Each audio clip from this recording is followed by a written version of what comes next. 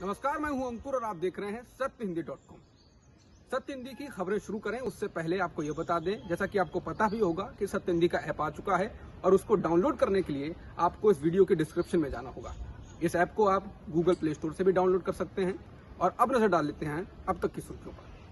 पश्चिम बंगाल में चौथे चरण के मतदान के दौरान हिंसा हुई है। कूच बिहार के सितालकुची में टीएमसी बीजेपी के कार्यकर्ता भिड़ गए हैं और इस दौरान 4 लोगों की मौत हो गई है। चुनाव आयोग ने इस मामले में जल्द रिपोर्ट देने के लिए कहा है। पश्चिम बंगाल के एडीजीपी जगमोहन ने आज तक के साथ बातचीत में स्वीकार किया कि सीआईएसएफ ने फायरिंग की है। सितालकुची विधानसभा क्षेत्र के गोकुलगंज इलाके में यह घटना हुई है।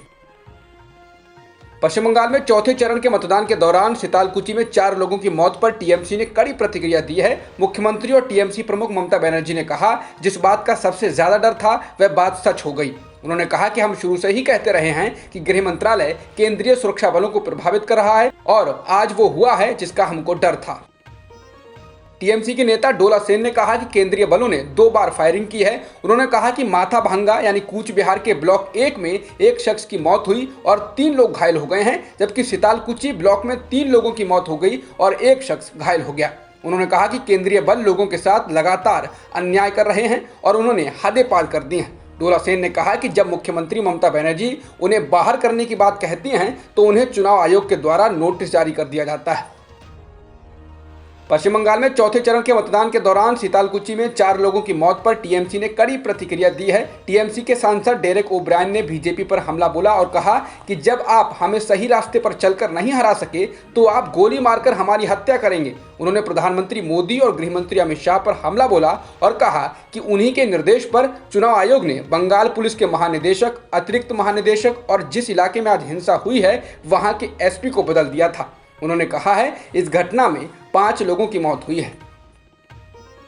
पश्चिम बंगाल के कूच बिहार में 5 लोगों की गोली मारकर हत्या के दावे पर प्रधानमंत्री मोदी ने दुख जताते हुए कहा है कि वो इस घटना से बहुत अधिक तकलीफ में हैं और चुनाव आयोग से मांग करते हैं कि वो दोषियों के खिलाफ सख्त कार्रवाई करे। इसके साथ ही उन्होंने पीड़ित परिवारों के साथ अपनी संवेदना व्यक्त की। पश्चिम बंगाल के सितालकुची के भाजपा उम्मीदवार बरेन चंद्र बर्मन ने कहा कि हिंसा में उनके पोलिंग एजेंट की मौत हुई है और इसके पीछे टीएमसी के कार्यकर्ताओं का हाथ है। इंडिया टुडे के मुताबिक उन्होंने कहा कि जब हमारा पोलिंग एजेंट बूथ पर जा रहा था तभी टीएमसी के गुंडों ने उनको गोली मार दी। उन्होंने ये भी दावा किया कि हत्या होने पर बूथ के पास पुलिस या केंद्रीय बल मौजूद नहीं थे। पश्चिम बंगाल में चौथे चरण के मतदान के बीच चुनावी रणनीतिकार प्रशांत किशोर के एक ऑडियो चैट को बीजेपी की ओर से रिलीज किया गया है। प्रशांत किशोर इन दिनों ममता बनर्जी के लिए चुनावी रणनीति बनाने का काम कर रहे हैं और बीजेपी का कहना है कि इस ऑडियो चैट में वे कह रहे हैं कि बंगाल में बीजेपी जीत रही है। ऑडियो में एक सवाल के जवाब में प्रशांत किशोर कहते हैं कि 75% मतुआ समुदाय बीजेपी के साथ है और 25% टीएमसी के। हमारे सर्वे में आ रहा है कि सरकार बीजेपी की बन रही है।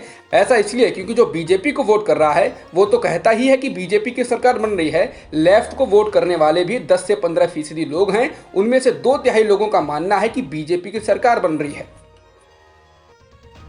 ऑडियो में प्रशांत किशोर कहते हैं कि ग्राउंड पर बीजेपी के काफी वर्कर हैं और वे बीजेपी के लिए मजबूती से काम कर रहे हैं। 50 से 55% हिंदू बीजेपी को वोट कर रहे हैं। बीजेपी ने इस ऑडियो को जैसे ही वायरल करना शुरू किया तो प्रशांत किशोर ने ट्वीट कर अपनी बात रखी। प्रशांत ने कहा कि बीजेपी अपने नेताओं के बयानों के बजाय उनके इस चैट को गंभीरता से ले रही है और इससे वो खुश हैं। किशोर ने कहा कि वो हिम्मत दिखाकर पूरा चैट शेयर करें बजाय इसके कि वो एक सिलेक्टिव पार्ट डालें। प्रशांत किशोर ने कहा कि वो अपनी बात को दोहराते हैं कि बीजेपी पश्चिम बंगाल में 100 का आंकड़ा पार नहीं कर पाएगी।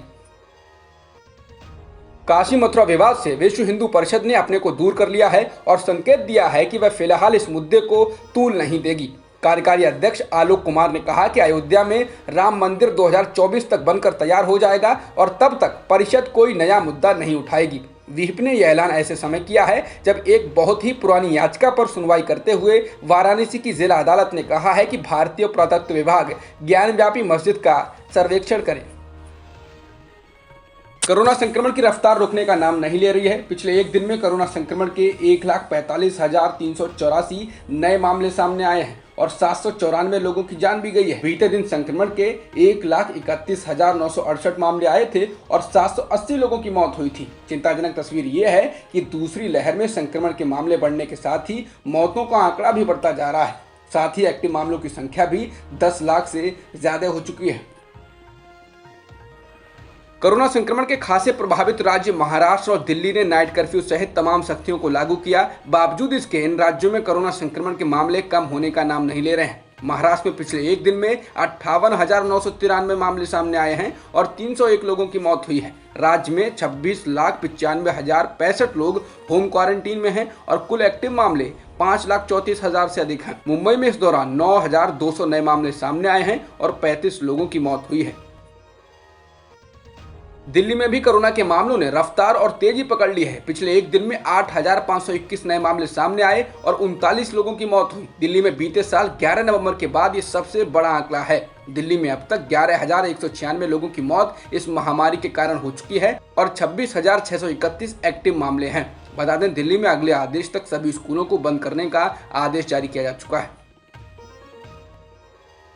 दिल्ली में बढ़ते कोरोना संक्रमण को लेकर मुख्यमंत्री अरविंद केजरीवाल ने कहा है कि दिल्ली में लॉकडाउन नहीं लगेगा, लेकिन पाबंदियां लगाई जाएंगी और पाबंदियों को लेकर 1-2 दिन में फैसला किया जाएगा।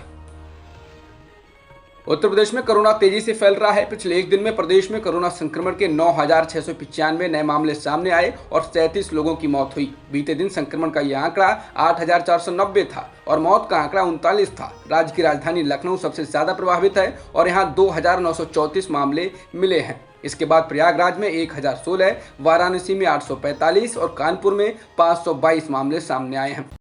सत्य हिंदी का ऐप डाउनलोड करें गूगल प्ले स्टोर पर। अब तक की खबरों में इतना ही। बाकी खबरों के लिए बने रहिए सत्यहिंदी.com के साथ।